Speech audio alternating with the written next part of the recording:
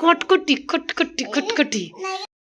Good morning everyone and welcome back to my channel. এখন বাজে পুরো 8টা আর কি, হাতে জাস্ট 1 মিনিট টাইম আছে।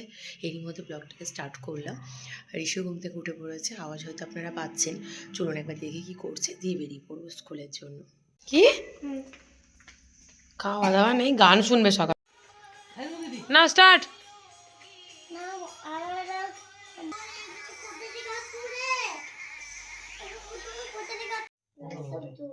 ছি, কি অবস্থা মাথায়। এদিকে শোন, শোন এদিকে আয়, এদিকে আয়, এদিকে আয়, শোন শোন শোন।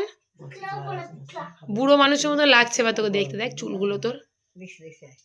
এদিকে আয়। ছি ছি।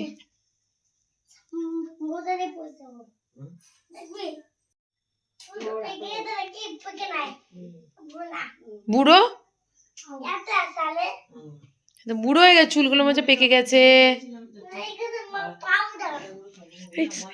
খটখটি খটখটি খটখটি খটখটি।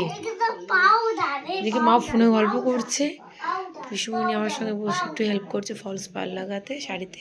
আর এদিকে ঋষির এই কাণ্ড চলছে। মেকআপ সেরে ডিনার সেরে ঋষি এবার শুয়ে পড়েছে, মানে ঘুমো ঘুমো করবে আর কি, তাই তো? সবাইকে একটু বাই গুড নাইট এগুলো তো বলতে হবে। এটা মিথ্যি করে ফ্লাইং কিস দাও। বলি বাবালি বাবালি, আমাকে দাও। সামনে সরস্বতী পুজো, আমি আর ঋষি শুয়ে শুয়ে অনেক প্ল্যান করছিলাম। আর এবছর সরস্বতী পুজোতে ঋষির হাতে খড়ি, মানে ফার্স্ট লেখা স্টার্ট করবে। আমি হারিয়ে গেছিলাম। কোথায়? বলছিলাম না আমি কোথায় হারিয়ে গেছিলাম? কবে? আজ মায়ের কাছে দিলাম।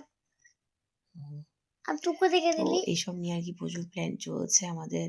মা, বিটু আর তার সঙ্গে ঋষির বাবাও জয়েন দিয়েছিল ফোনে। এইসব করতে গিয়ে আজকে ব্লগটা একটু লেট হয়ে গেল এন্ড করতে। এখন বাজছে প্রায় 10:30, এবার ঘুমানোর পালা।